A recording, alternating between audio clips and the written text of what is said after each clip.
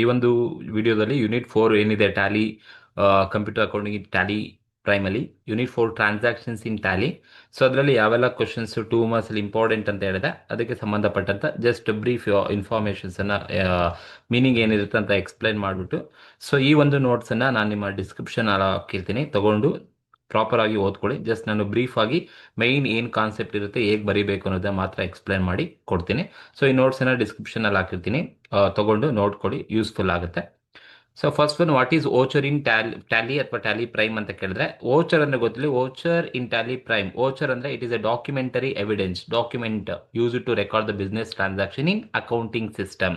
ನೋಡಿ, accounting systems ಅಲ್ಲಿ ಯಾವುದೇ ಟ್ರಾನ್ಸಾಕ್ಷನ್ಸ್ ಅನ್ನ ರೆಕಾರ್ಡ್ ಮಾಡಬೇಕು ಅಂದ್ರೆ there is an evidence, documentary evidence ಇರಬೇಕು. That document is called as voucher ಅಂತ ಕರಿತೀವಿ. ಹಾಗಾಗಿ voucher is A document use to record the business transaction in accounting system. That is called as voucher ಅಂತ ಕರಿತೀವಿ. And list out any two accounting vouchers ಅಂತ ಕೊಟ್ಟಿದ್ದಾರೆ. ಯಾವ್ದಾದ್ರು ಬರೀರಿ. Payment ಇದೆ, ರೆಸಿಪ್ಟ್ ಇದೆ, ಕಾಂಟ್ರಾ ಇದೆ, ಜರ್ನಲ್ ಇದೆ, ಪರ್ಚೇಸ್ ಇದೆ, ಸೇಲ್ಸ್ ಇದೆ, any two. What is contra voucher ಅಂತ ಕೇಳ್ತಾರೆ. Contra voucher is used to record the transactions involving cash and bank only. Any transaction taken place between cash and bank is called as contra voucher ಅಂತ ಕರಿತೀವಿ. So for example, such as cash deposited in to bank, cash withdraw from bank, or fund transfer from one bank to another bank. ನೀವು fund ಅನ್ನ transfer ಮಾಡಿದ್ರೆ ಆ ತರ transactions ಅನ್ನ ನೀವು contra voucher ಅಂತ ಕರಿತೀವಿ. Simple, contra voucher is used to record a transactions involving cash and bank. Withdraw from cash, deposit from cash. Then mention the shortcut key to open sales voucher in Tally Prime. ನೋಡಿ, sales voucher Tally Prime ಅಲ್ಲಿ sales voucher F8. ನಿಮಗೆ ಎಲ್ಲ ವೋಚರ್ದು shortcut ಕೀನ next ತೋರಿಸಿರ್ತೀನಿ. F8 is a shortcut key to open sales voucher. What is journal voucher ಅಂದ್ರೆ, journal voucher is used to record the non-cash transactions like depreciation, like expenses, provisions, adjustments. ಈ ತರದ transactions ಅನ್ನ record ಮಾಡ್ಲಿಕ್ಕೆ use ಮಾಡ್ತಕ್ಕಂಥ, non cash transactions ಅನ್ನ use ಮಾಡ್ಲಿಕ್ಕೆ record ಮಾಡ್ತಕ್ಕಂಥ ಒಂದು ವೋಚರ್ ಅನ್ನು ನಾವು ಜರ್ನಲ್ ವೋಚರ್ ಅಂತ ಕರಿತೀವಿ. So journal voucher is used to record non cash transaction like depreciation, outstanding expenses, provisions, adjustment. What are the inventory vouchers? Give examples ಇದೆ ನೋಡಿ. Inventory vouchers are used to record the stock related transactions. Inventory related transactions like purchase, like sales, like movement of goods from one godown to another godowns, to know the value of closing stock ನ ನೋಡ್ಲಿಕ್ಕೆ, ಈ ತರ closing stock related transactions ಅನ್ನ record ಮಾಡ್ಲಿಕ್ಕೆ use ಮಾಡ್ತಕ್ಕಂಥ vouchers ಅನ್ನ ನಾವು inventory vouchers ಅಂತ ಕರಿತೀವಿ. ಸೊ ಅಲ್ಲಿ ಸುಮಾರು ಟೈಪ್ಸ್ ಆಫ್ ಇನ್ವೆಂಟರಿ ವೋಚರ್ಸ್ ಇರುತ್ತೆ. ಅದರಲ್ಲಿ ಪರ್ಚೇಸ್ ಇನ್ ಆಗಿರ್ಬೋದು, ಮೆಟೀರಿಯಲ್ ಇನ್ ಆಗಿರ್ಬೋದು, ಅಥವಾ ಮೆಟೀರಿಯಲ್ ಔಟ್ ಆಗಿರ್ಬೋದು. ಸೊ ಅವೆಲ್ಲದು ಕೂಡ ಇನ್ವೆಂಟರಿ ರಿಲೇಟೆಡ್ ವೋಚರ್ಸ್ ಆಗಿರುತ್ತೆ. ಸೊ ಸರಿ, ಪರ್ಚೇಸ್ ಆರ್ಡರ್ ಆಗಿರ್ಬೋದು, ಸೇಲ್ಸ್ ಆರ್ಡರ್ ಏನಿದೆ, ಇವು ಇನ್ವೆಂಟರಿ ವೋಚರ್ಸ್ ಅಂತ ಕರಿತೀವಿ. ನೆಕ್ಸ್ಟ್ ನಿಮ್ಗೆ ಇನ್ವೆಂಟರಿ ವೋಚರ್ಸ್ ತೋರಿಸಿರ್ತೀನಿ. Name any two financial statement generated in Tally Prime. Financial statement ಅಂದ್ರೆ ನೆನಪುಗಳೇ P&L, ಬ್ಯಾಲೆನ್ಸ್ ಶೀಟ್ ಎರಡು ಬರೆದ್ರೆ ಸಾಕಾಗುತ್ತೆ.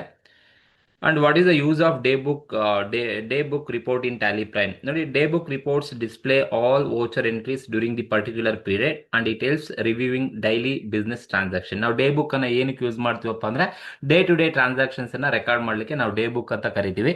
ಸೊ ಆ ಡೇ ಬುಕ್ ರಿಪೋರ್ಟ್ ಡಿಸ್ಪ್ಲೇ ಮಾಡುತ್ತೆ all voucher entries during the particular period, and this day book is help to reviewing daily business transactions ಏನಾಗಿರುತ್ತೆ ಅನ್ನೋದನ್ನ ನೋಡ್ಲಿಕ್ಕೆ ಅನುಕೂಲ ಆಗುತ್ತೆ ಅಂತ.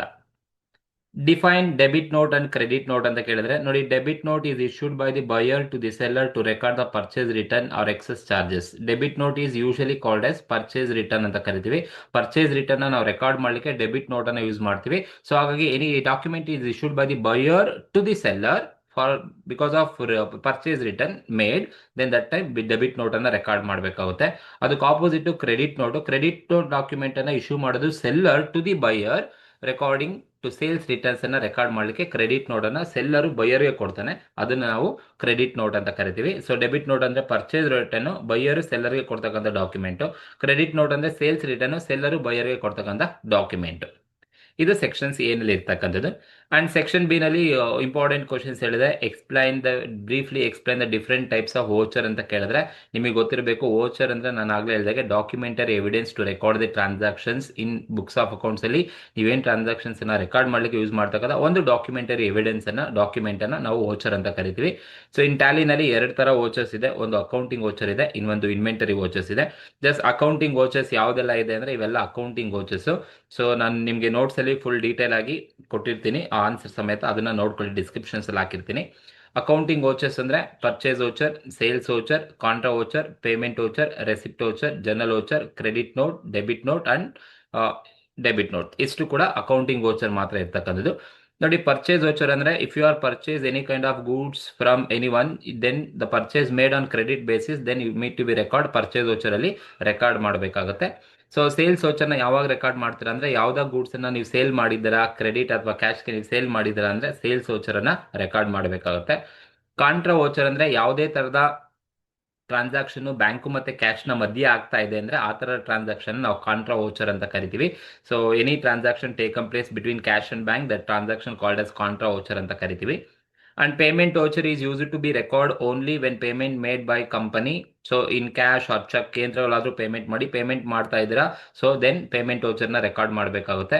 And receipt voucher is use to record when receipt of the company in the form of cash or cheque ಅಲ್ಲಿ ಕಂಪನಿಗೆ ಏನಾದ್ರು receipt ಒಳಗಡೆ ಬರ್ತಾ ಇದೆ ಅಂತ ಹೇಳಿದ್ರೆ ಆ ತರದ ವೋಚರ್ನ ನಾವು ರೆಸಿಪ್ಟ್ ವೋಚರ್ ಅಂತ ಕರಿತೀವಿ.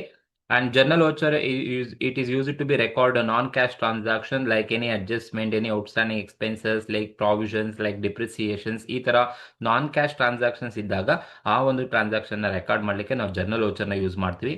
And credit note is use to be record sales returns ಅನ್ನ ರೆಕಾರ್ಡ್ ಮಾಡ್ಲಿಕ್ಕೆ ಕ್ರೆಡಿಟ್ ನೋಟ್ ಯೂಸ್ ಮಾಡ್ತೀವಿ.